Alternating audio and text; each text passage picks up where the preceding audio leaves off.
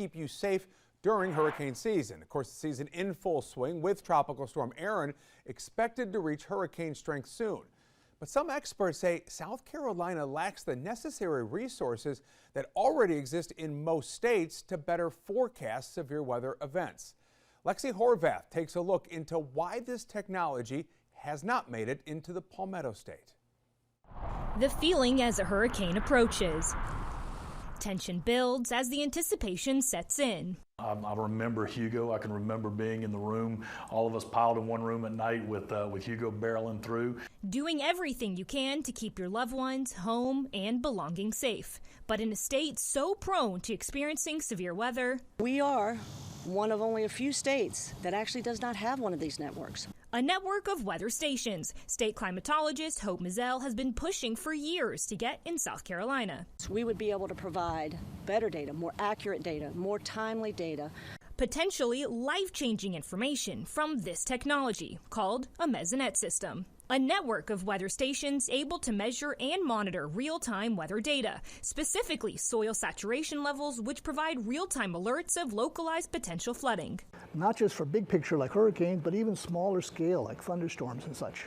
It could be argued that a Mesonet system is needed in an area like Charleston due to its vulnerability during hurricane season, from storm surge damage due to surrounding low-lying coastal areas to extensive coastline and dense population. We've had a lot of storms that have caused people to evacuate.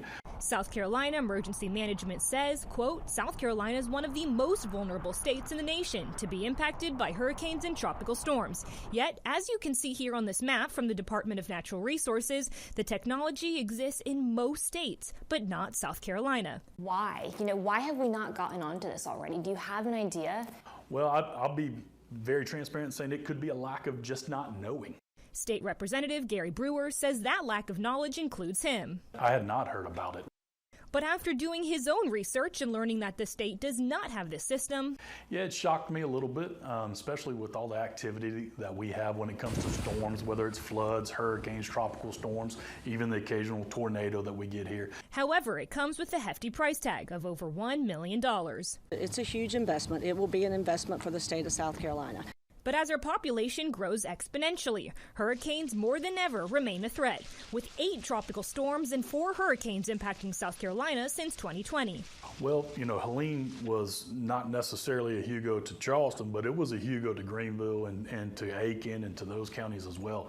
So it's something that we need to seriously look at investing in. And with real-time rainfall measurements, temperature, wind speed, wind direction. If you're not next to a Weather Service office, you're not getting as good a picture.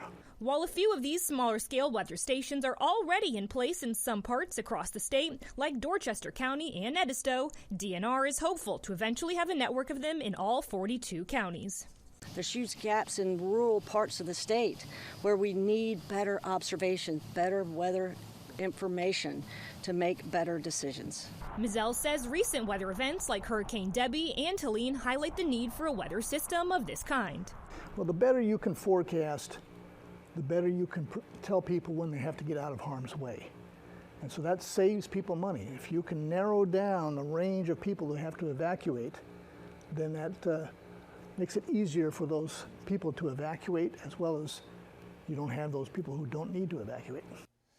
Makes sense. Lexi Horvath reporting. Brewer says if this system were to get funded, DNR would need to put a budget request in the hands of the state legislature.